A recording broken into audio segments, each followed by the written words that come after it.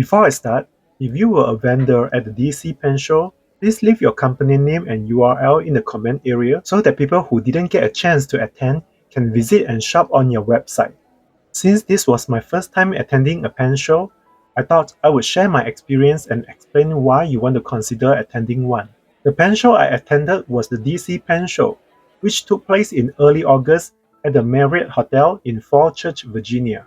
I heard it is one of the largest pen show in the world. As a disclaimer, I'm a total beginner in terms of using and collecting fountain pens, so I hope my experience is somewhat helpful to whoever wants to attend a pen show. First of all, let's discuss the options at the pen show. Not only are vendors and brands at the pen show, but you will also meet many private collectors selling their pens. You will see well-known brands and also people who sell vintage pens.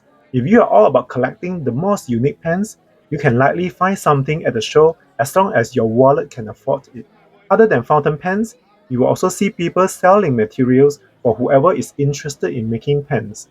Since this is a pen show, of course, you will also have plenty of options regarding fountain pen inks. Next, pricing could be one of the reasons you want to attend a pen show. I'm not saying you will always get the best price at a pen show. However, if you have researched, you will find some excellent deals at a pen show. Some limited edition or rare fountain pens and pen nibs can be overpriced on eBay. With a big event like the DC Pen Show, you can likely find them at a more reasonable price tag and you don't have to pay tax. After my first pen show in DC, I knew I would be back because of the people I connected with. Here is Nicola demonstrating his calligraphy skills. He is extremely talented and I was blown away by the demonstration. Not to generalize, but most of the people I met were warm and friendly and helpful. Even on the Fountain Pen Facebook group, people are always helpful, which can be rare nowadays. Maybe I'm still new to the community and have a lot to discover.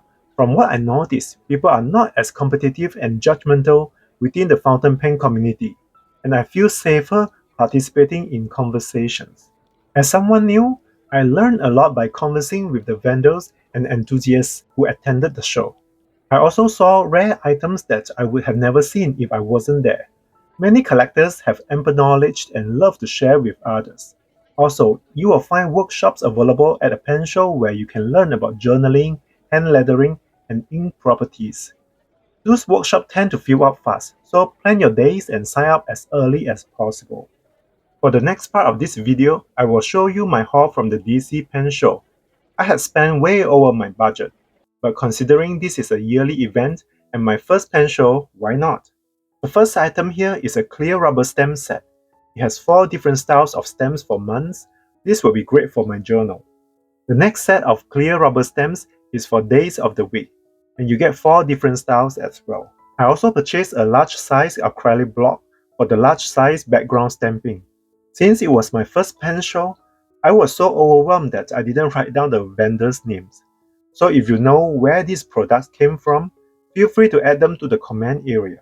However, I do remember this B6 leather cover was from Gallon Leather. I wanted to get it for the many Leuchtturm 1917 notebooks I purchased lately, but unfortunately, it's too small for Leuchtturm notebooks.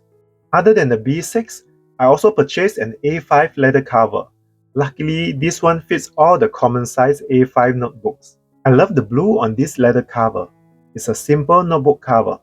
It has an interior pocket on the front and back to slide in your notebook, and each side has a credit card slot. You will also find a pen holder at the back. It's slightly stretchy and can accommodate most common size pens. Next, this is a set of mini colorverse inks. With that vendor, I got to choose 3 colors I like for $20. I think these colors go well together, and I will swatch these as soon as I get some free time. So please subscribe if you want to see more ink swatching videos. The next ink I purchased was by Dominant Industry. It's from their Painter series. The ink is called Fisherman at Sea. I believe it is a dark green color. I love the design of this packaging. Their inks usually come in a dust bag and an ink dropper.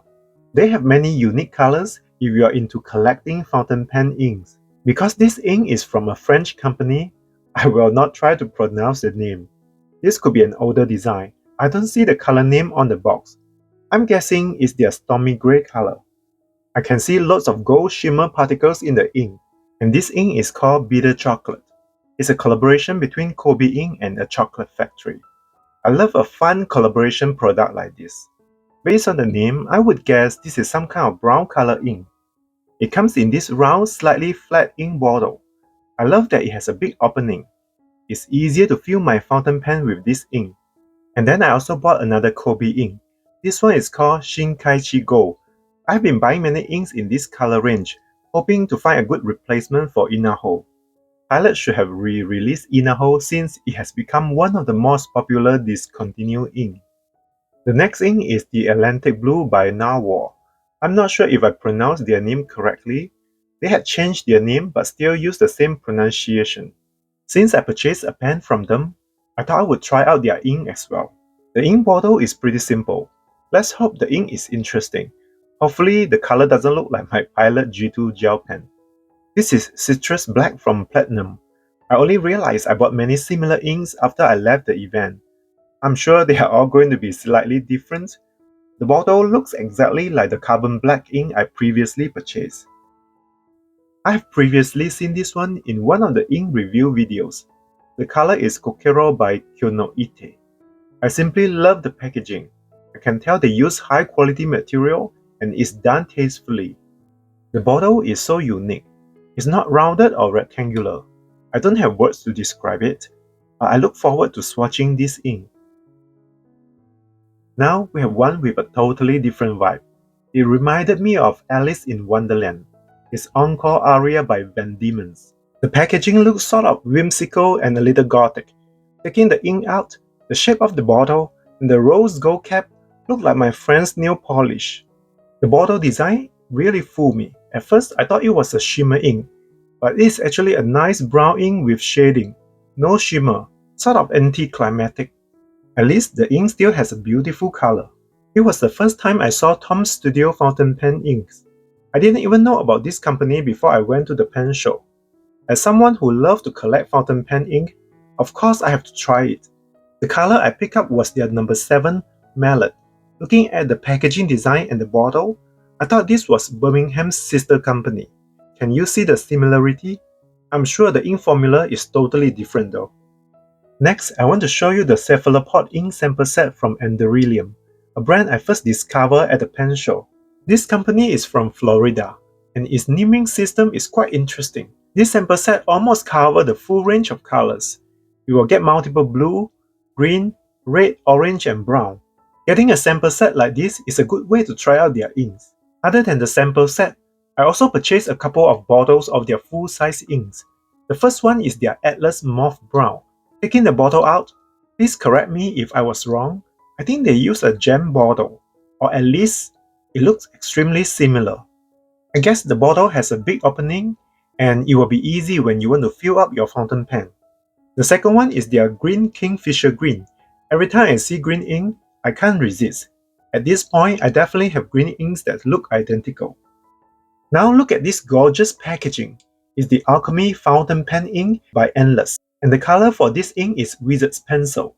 The box looks so fancy, and I can't stop playing with it. The light reflection looks so pretty. When opening the box, you can see they pack it securely with all the possible protection they can put in it.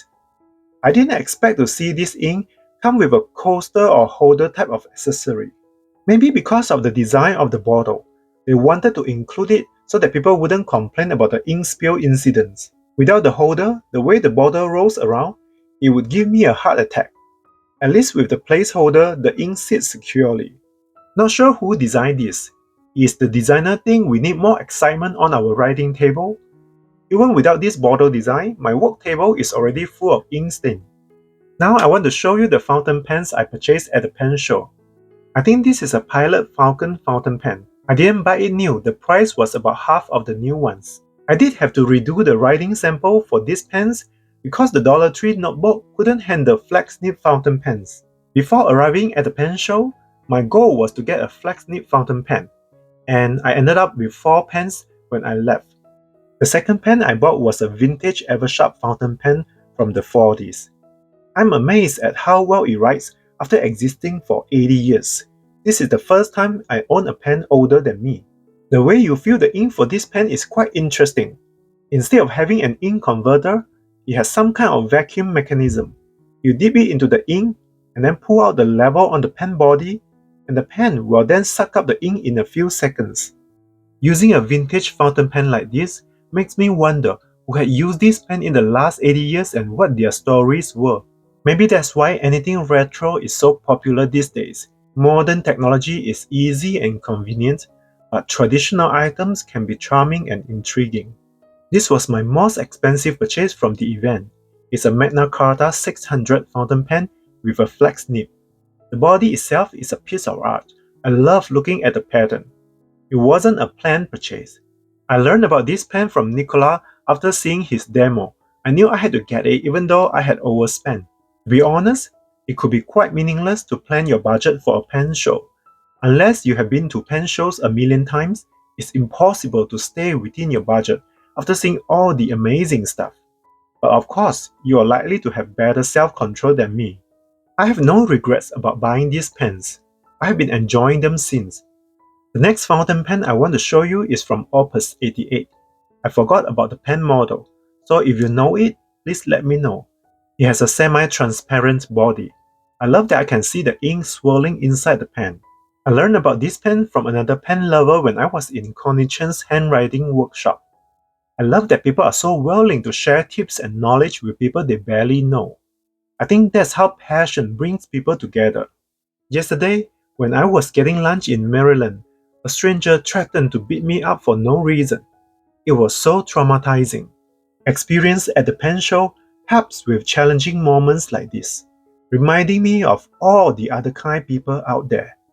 Not sure if you noticed, but I had switched the pen nib on the Opus 88 fountain pen. The nib you are seeing is the cross flex nib from Rugelia. I added it to my Opus 88 pen because it has a high capacity eyedropper design and can hold a lot of ink, which is great for a flex nib like this. This has to be my favorite from this haul. The Rugelia pen nib feels amazing on paper. It flexes well and it glides over the paper smoothly, not like anything I have tried before. One more fountain pen I bought was the Narwhal Eclipse fountain pen. You can pre-order this pen on their website now, and they have more color options. The one I purchased from their limited batch is number on the body. I'm sure this is a design inspired by the Pilot capless, but I think it's unique on its own. This is not a flex nib pen, so I didn't do a writing sample. But I can tell you the nib is smooth to write with. If you would like me to do a review video for this pen, let me know. Here is a close-up after the inks are dry. With a flex nib pen, you can have line variables in your writing. I think it's great for drawing too.